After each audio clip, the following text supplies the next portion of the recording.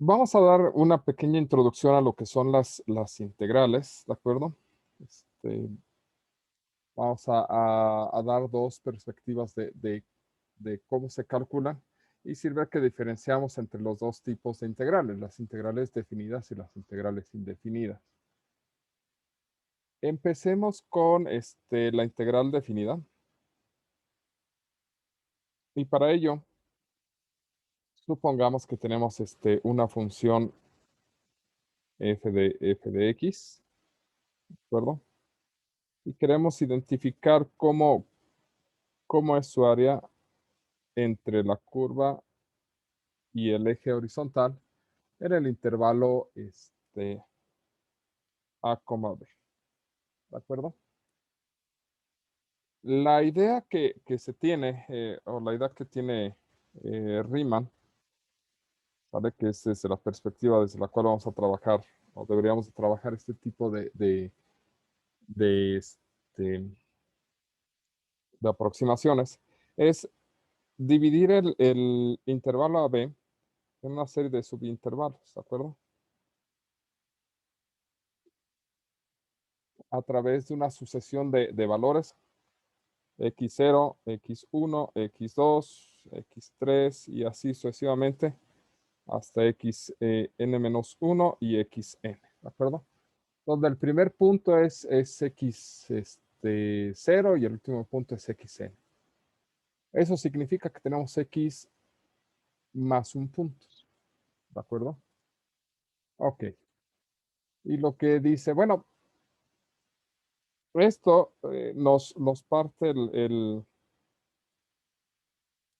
nos divide el eje horizontal en n segmentos, ¿de acuerdo? Hay un segmento de aquí a aquí. Este es un primer segmento. Este es un segundo segmento. Este es un tercer segmento. Excesivamente. Entonces se dan cuenta, ¿vale? El punto de la derecha lleva el mismo índice que el número de segmentos que estamos teniendo, ¿de acuerdo? Entonces tenemos n segmentos. Y lo que dice Riemann, bueno, pues agarra un punto intermedio, el que sea, dentro del intervalo. Agarro un X, sí, y que esté en el intervalo cerrado, xi menos 1, xi, cualquier punto, el que se te antoje, ¿vale? Y calcula la función, porque la conoces perfectamente, evaluada en ese x de sí y, ¿de acuerdo? Sí, no recuerdo, una de las dos. Creo que sí, que tiene cara de ser de psicólogos. Ok. Este, esas etimologías grecorromanas no me ayudaron mucho. En fin, el chiste estriba en que, pues al final del día tú estás tomando un puntito, ¿vale? Estás tomando un X por aquí en medio. Puede ser uno de los extremos o no. Tienes todas esas posibilidades. Y tienes, sobre la función, tienes un puntito que la represente, ¿de acuerdo?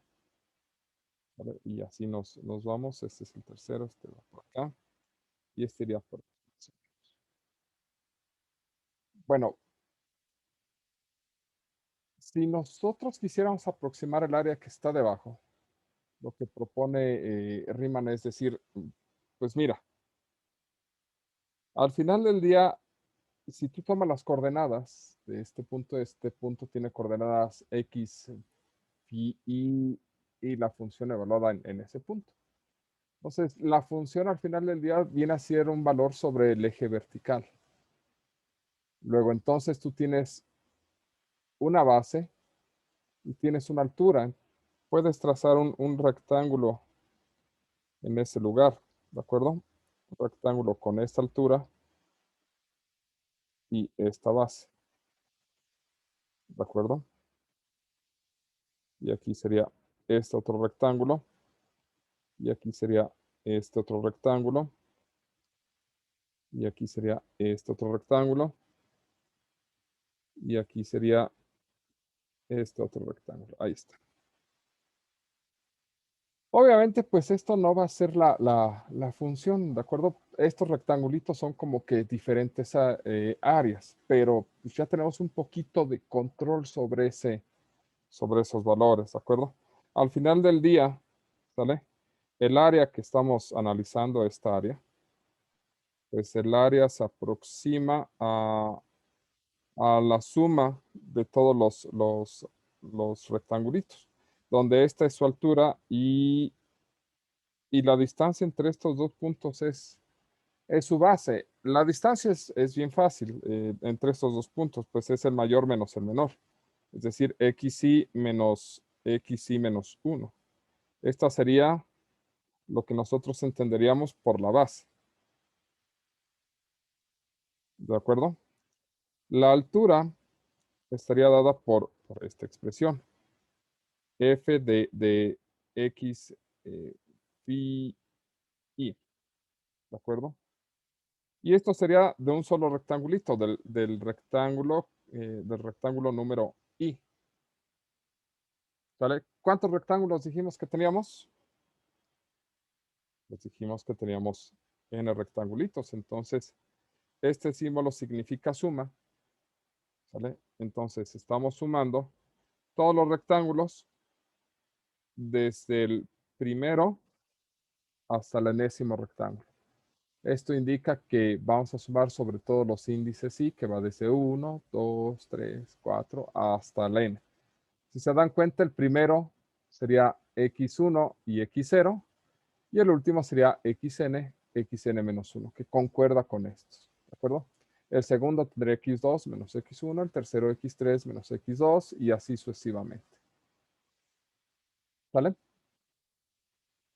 Bueno, pues esto que tenemos aquí es una aproximación, buena o mala, pero pues es una aproximación.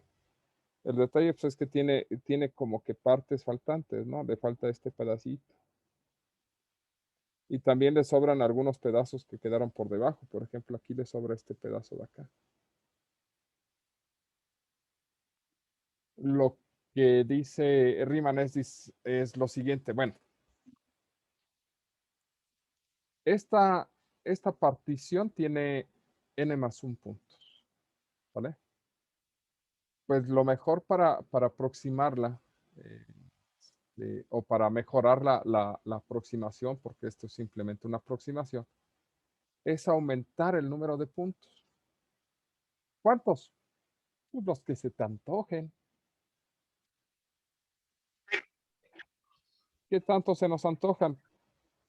Pues que se nos antojen de manera indefinida. Es decir, vamos a hacer aumentar el número de puntos hasta infinito.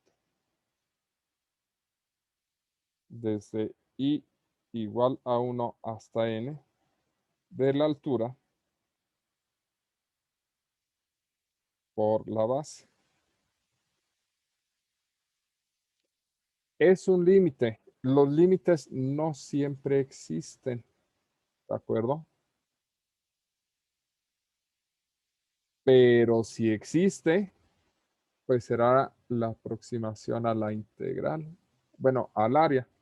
Y esa área la vamos a nombrar de una forma en particular. La vamos a llamar integral de A hacia B de f de x diferencial de x. Si bien en estos momentos no importa mucho este elemento, ¿de acuerdo? Porque no va a tener mucha significancia. Cuando pasen a varias variables van a entender por qué es importante que ese símbolo esté ahí. ¿De acuerdo? Pero bueno, esto se lee como la integral de A hasta B de f de x, ¿de acuerdo? Donde este elemento A se le va a conocer como límite inferior y este B se le va a conocer como límite superior. ¿De acuerdo? Ok. ¿Qué es lo que nos aproxima? La integral de una suma. ¿De acuerdo? La idea de Riemann es que esto sucede para para toda partición, ¿de acuerdo? Para toda partición posible del intervalo AB. Y de ahí pues, se calculan estos límites y demás. Lo que se hace comúnmente es buscar cuál es el valor más pequeño, buscar cuál es el valor más grande y calcular el límite por la parte más pequeña, el límite por la parte más grande y hacer un teorema del sándwich por ahí, ¿de acuerdo? Nosotros no lo vamos a revisar tan a fondo, no nos interesa mucho. Lo que sí nos debe de quedar claro es que la integral definida, ¿sale? Pues una de sus primeras interpretaciones viene del cálculo de un área. No necesariamente esto es cierto siempre, pero en general una buena idea de la aproximación es esta. ¿De acuerdo? Entonces, es así como se construye la integral definida. ¿Sale? ¿Hasta ahí vamos bien? ¿Queda más o menos claro esto? ¿Dudas con esta parte? No, profe. Ok. Otra interpretación que se le tiene que dar, o que se le puede dar a la integral, es la interpretación de antiderivada. ¿De acuerdo? ¿Qué es la interpretación de antiderivada? Supónganse que ustedes tienen una función f de x, ¿vale? Y buscamos una función, vamos a llamarla f, tal que la derivada de esta función sea la función original, ¿de acuerdo? ¿Por qué lleva un sentido de antiderivada? Porque si tenemos f y la derivamos, obtenemos f, f minúscula, ¿de acuerdo? Bueno, pues ahora estamos yendo en este sentido, ¿vale? Este es un sentido de derivación. La flecha verde es un sentido derivada. Entonces estamos yendo en sentido contrario, ¿de acuerdo? Estamos haciendo una antiderivada, ¿de acuerdo? Esa es la idea. Si esta función existe, si f de x existe, se le va a llamar primitiva de f, ¿de acuerdo? Ok. Planteemos un hecho muy sencillo. Tengamos, por ejemplo, digamos que f de x es igual a x cuadrado. ¿De acuerdo? Ok. Pregunta. ¿Qué cosa al derivarla nos da x cuadrada?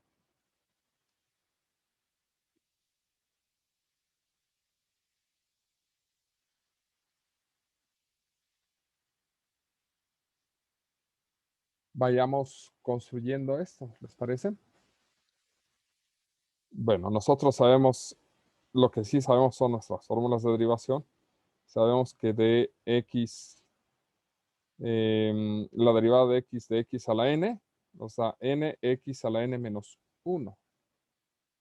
Ah, bueno, nosotros estamos iniciando con este pedacito, ¿de acuerdo? Nosotros tenemos x cuadrado. Entonces, n menos 1 es igual a 2. Luego, entonces, n debe de ser 3 para que n menos 1 nos dé 2. Luego, entonces, la derivada de x al cubo nos da 3x cuadrada. Casi es f, ¿de acuerdo? Casi es x cuadrada. solamente nos sobra un 3.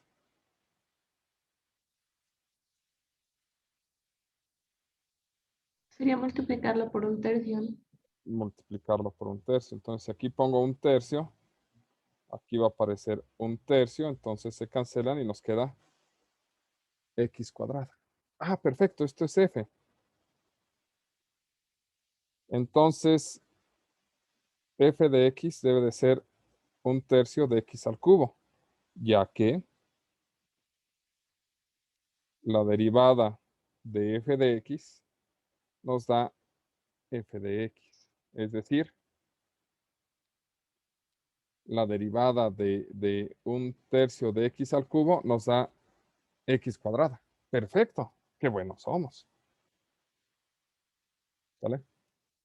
Ahí está. Un tercio de x al cubo nos da x cuadrada. Excelente. Esa es su primitiva. Es decir, la primitiva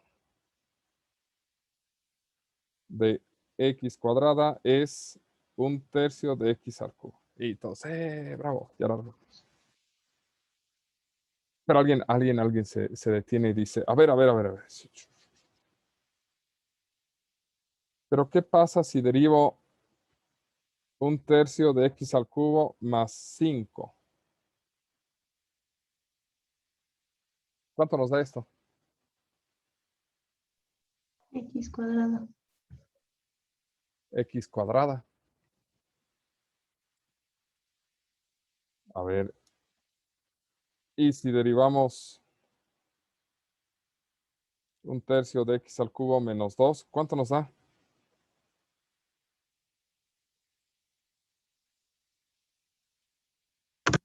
X cuadrada.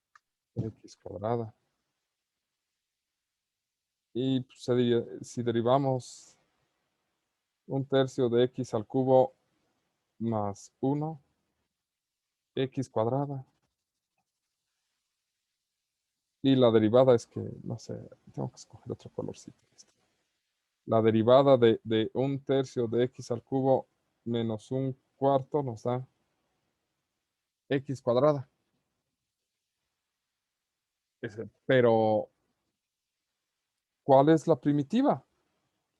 Porque pues, ya tenemos un candidato, dos candidatos, tres candidatos, cuatro candidatos, cinco candidatos. Tenemos 5 candidatos para la primitiva. ¿Cuál de todos es el correcto?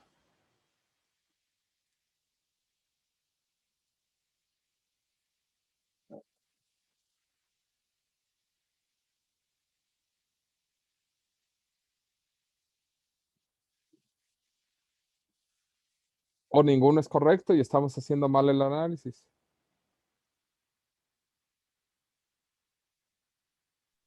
¿Todos serían correctos? Pero entonces ya no es una función. Tenemos muchas funciones.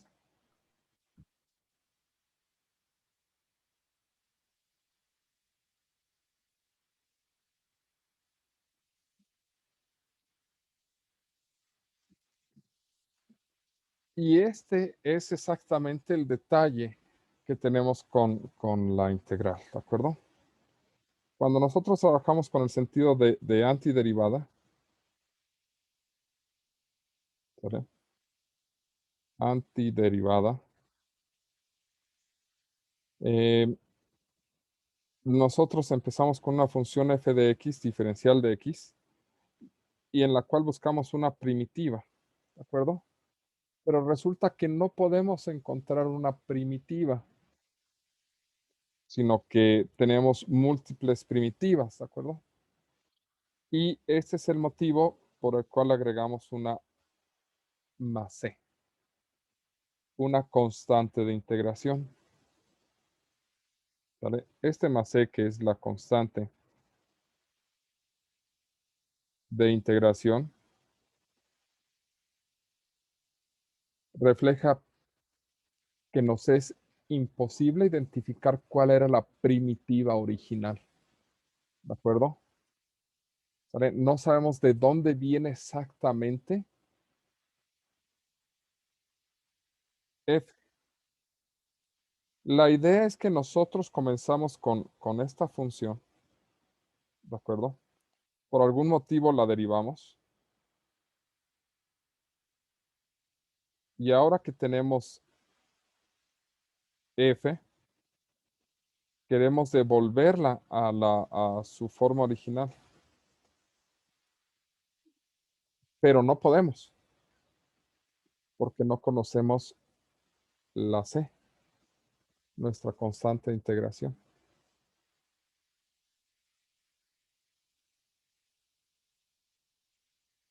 Como no la sabemos, lo que aceptamos es nuestra imposibilidad de conocer la función original. Y lo que decimos es, bueno, tenemos una primitiva más una constante que no sé cuál es. Y entonces, además de que tenemos que aceptar una constante de integración, aceptamos que el resultado no es una función. El resultado de esta integral no es una función. El resultado es una familia de funciones. ¿De acuerdo? Donde cambian dependiendo de quién sea el valor de C. ¿Vale? ¿A qué nos referimos? Trabajemos con GeoGebra un segundo. ¿Sale? Ok. Voy a acercarme un poco para que no estemos tan lejos. Y vamos a cambiar el tamaño de letra para que nos quede más claro. Esto es x al cubo sobre 3. ¿De acuerdo? Esa es nuestra primera función. Esta es nuestra primitiva básica donde la constante de integración vale 0. El primero fue más 5. Es esta función.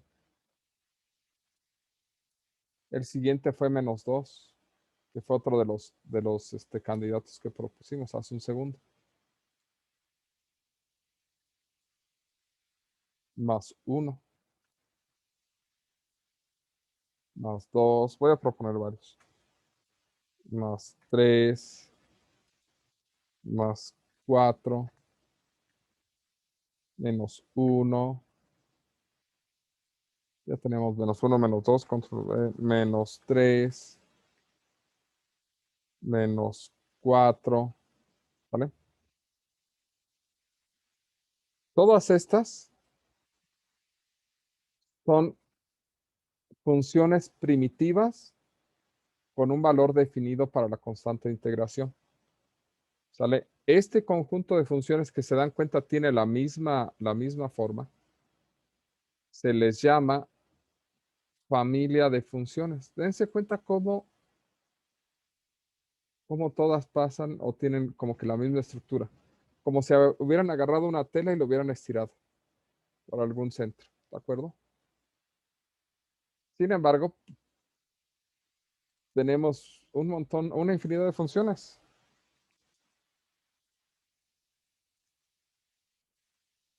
¿Vale? Podemos hacer que recorra todo el eje vertical y pertenecen a la misma familia. Si lo observan. ¿De acuerdo? Esto es más o menos lo que vamos a tener. El hecho de tener una constante integración habla de la imposibilidad que tenemos de conocer la antiderivada. ¿De acuerdo? ¿Podemos conocer la antiderivada? Sí. ¿Podemos conocer quién era la función original? Sí, pero necesitamos información adicional. Necesitamos algunas condiciones iniciales. ¿De acuerdo? Para poder hacer los cálculos. ¿Vale? Ahora bien, una de las cosas que nos está diciendo esta estructura es que nosotros sí tenemos algunas fórmulas ya de integración a partir de esto, aceptando la constante de integración, que se obtienen del despeje de las fórmulas de derivación. Hace un momento trabajamos con esto.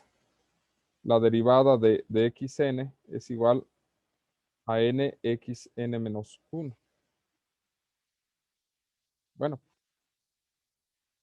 primero transformemos esto dividiendo ambas cosas entre n. Aquí se cancelaría. Y sumémosle 1. Entonces lo que obtendríamos es que la derivada de xn más 1 es igual sobre n más 1 es igual a xn menos 1.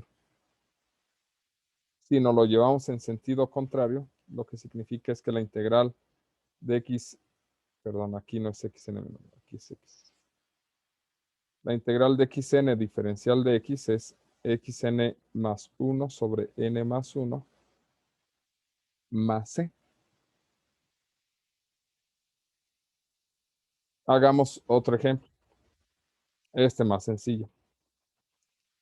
La derivada de seno es coseno.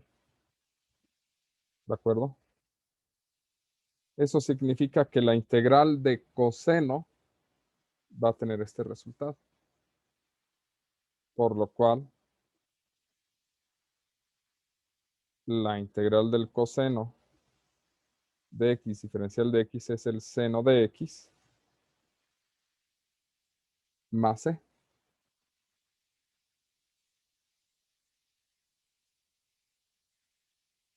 Por eso es que tienen signos cruzados. Por ejemplo, la derivada del coseno de x es menos seno de x. Si el signo lo quitamos aquí y lo pasamos acá, la derivada del menos coseno sería seno. Entonces la integral de esto sería esto de acá. Con lo cual nuestra fórmula se transformaría en la integral del seno. Es menos coseno de x más c. Todas las fórmulas de integración que tengamos, si les ponemos del lado derecho el símbolo de integral, el resultado es lo que está dentro de las derivadas. Entonces ya tenemos una cantidad bastante amplia de fórmulas de integración. ¿Vale? Ok. ¿Quedan claras estas dos explicaciones de por dónde viene la integral?